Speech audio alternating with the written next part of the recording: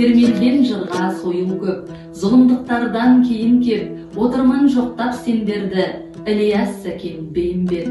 Жойылып қашан кей індет, қайғысы елдің сейілмек, халық жау боп атылдау, Ілияс Сәкен Бейімбет. Алаулап ерен бойымды, бермейтін тыным ойым көп, қидекен қалай өлімге, Ілияс Сәкен Бейімбет. Ұлы көш қалмас кейінге, алғасқан сайын тойын көп, ұмытпас ел үшін арысын, Ілияс Сәкен Бейімбет. Армысыздар, құрметті оқырмандар. Қазақтың үш бірдей бәйтерек атанып отырған тұлғалардың туғанына биыл 130 жыл толып отыр. Бәйтерек деген тек биіктен көрінетін, қай жерде тұрса да сол жердің символы болатын құнды зат. Салт пен дәстүрді дәріптеп, ұлтты сүйреген ұлы тұлғаларға арналған үш бәйтерек, үш діңгек Сәкен Ілияс Бейімбет атты көрме инсталляцияны назарларыңызға ұсынамын. Үш бәйтерек бір жылда туып, бір жылда өмірден өткен. Қазақ тарихында есімі өшпестей қалған тұлғалар. Олар Сәкен Сейфуллин, Ілияс Жансүгіров және Бейімбет Майлин. Үшеуінің де мақсат пен мұраты, арманы бір болды. Сол заманның қатыгездігіне қасқая қарсы тұрып, адамгершіліктің үнін асқақтата білді. Олай болса, көрмені таныстырып өтейін. Кітап көрме 4 бөлімнен тұрады. Сәкен Сейфуллинге арналған биік мәдениетті бірегей ақын атты бірінші бөлімінде қазақ әдебиетінің негізін салушы, қоғам қайраткері, қарымды қаламгердің шығармалары мен еңбектері қойылған. Сәкен Сейфуллин қазақ халқының тарихында мемлекет қайраткері ретінде, Қазақстан жазушылар одағының негізін қалаушы ретінде қалды. Ол қазақ поэзиясының формасы мен мазмұнын түбегейлі жаңартты. Жалынды жазушы, дарынды драматургтың артынан көптеген шығармалары қалды. Солардың бірі де бірегейі Аққудың айырылуы поэмасы, Тар жол тайғақ кешу романы, Сол жылдарда атты кітаптары. Сәкен Сейфуллиннің Сол жылдарда атты кітабына енген повестер мен әңгімелері тақырыбы жағынан алып қарағанда бір-бірінен онша алшақ емес. Мұнда әйел теңдігі, Совет өкіметі үшін күрес, қазақ жұмысшыларының қалыптасуы, социалистік тұрмыстың жеңуі сөз болады. 1973 жылы Алматы қаласы жазушы баспасынан жарық көрген, 512 беттен тұрады. Дәуір ұранына сәйкес, қазақ топырағында тарихи революциялық тақырыпқа барған тұңғыш роман Тар жол тайғақ кешу.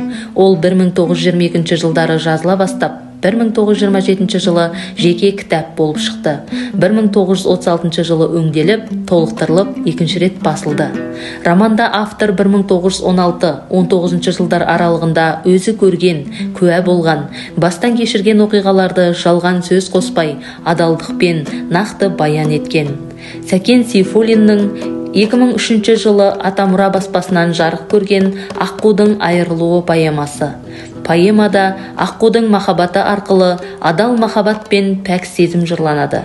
Сен ақын қызыл сұңқар қанат қаққан, сен ақын асау тұлпар өрге шапқан, сен ақын экспресс екпініндей дүбірі дүниені солқылдатқан деп Қасым Аманжолов жырлағандай, Сәкен Сейфуллаұлының шығармалары мәңгі өшпейді. Қанша ғасыр өтсе де, ел үшін жасаған еңбектің ешқашан еш кетпейтінін тарих дәлелдеп қойған жоқ па? Мұның жарқын үлгісі, Сарыарқаның серісі Сәкен Сейфуллин. Ілияс Жансүгіров қазақ әдебиетінің барлық жанрларында қалам тартып, елеулі туындылар берген әмбебап дарын.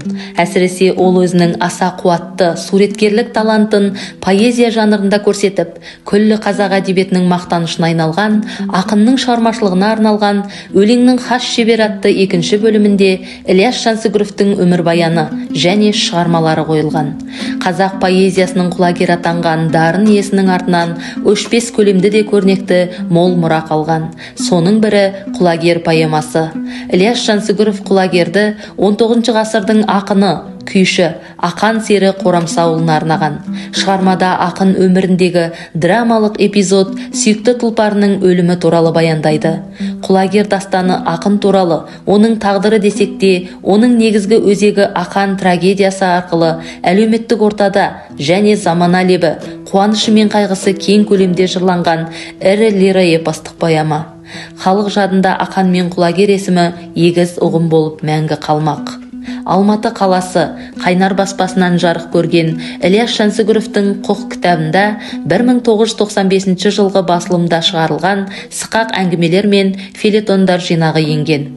2019 жылы облыс әкімінің қолдауымен жарық көрген Ілияс Жансүгіровтің көп томдық шығармалар жинағында Ілиястану ілімдері, Ілияс тағылымы, аңызға бергісіз ғұмыр, библиографиялық көрсеткіш, мақалалар, күнделіктер, өлеңдер, аудармалар, сатира және фельетондар енген. Осы көрменің көркін беріп отырған инсталляцияға тоқталып өтетін болсақ, қазақ халқының мұң-мұқтажын қаламмен тербеген қоғам қайраткерлерінің мерейтойына арнап 130 дана кітаптан құрастырылған. Қазақ әдебиетіндегі әңгіме жанрының шебері, сонау 30 жылдардағы әңгімелері күні бүгінге дейін әр қазақтың аузынан түспейтін көркем шығармасына айналған қаламгердің шығармашылығына арналған білім қуған Бейімбет атты кітап көрменің 3 бөлімінде реалист ақынның поэзия, проза, драма саласында жазған еңбектерімен таныс бола аласыздар.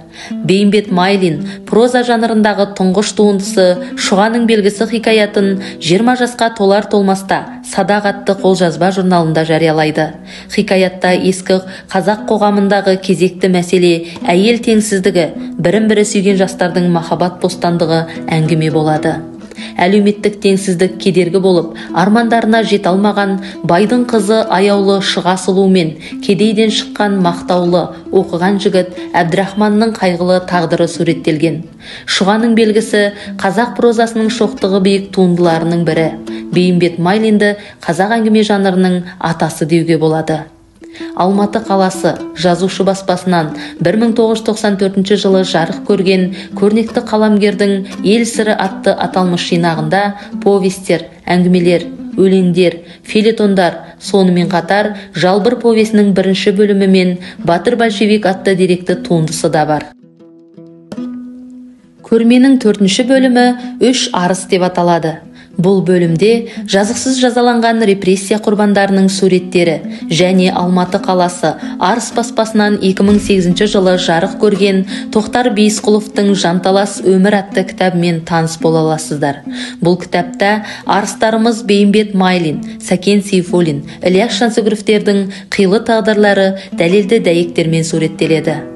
Келесі инсталляцияға тоқталатын болсақ, репрессия құрбандарының тар қапаста отырып, азаттықты аңсаған күндері, Алжир лагеріндегі тоталитарлық жүйенің қатыгездігі бір сөзбен айтқанда бейнеленіп тұр. Сталиннің суық саясаты, саяси қуғын-сүргін құрбандарының өмірін жалмап қана қоймай, бүтін бір ұлттың болашағына балта шапты десек, артық айтқанымыз емес. Оған дәлел кешегі алаш арыстарының жазықсыздан жазықсыз опат болуы. Олардың көпшілігі ату жазасына кесілсе, енді бірі лагерде ауыр дертпен қара жұмыстан қаза тапты. Үш бәйтерек қазағымның бет бейнесі, бар қазаққа үшеуінің жетпеймісі.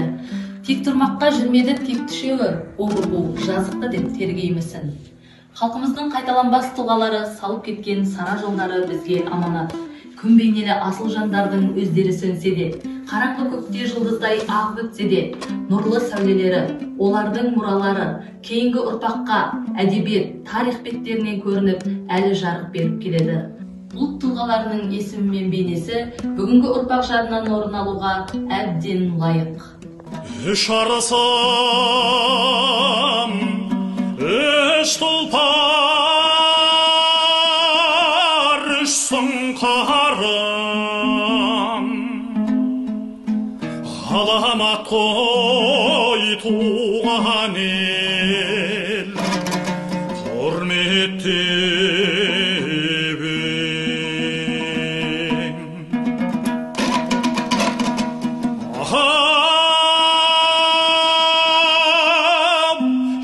өмірге жар салып, шыққаны күніде қарсы алып, еңіреп туған елім деп,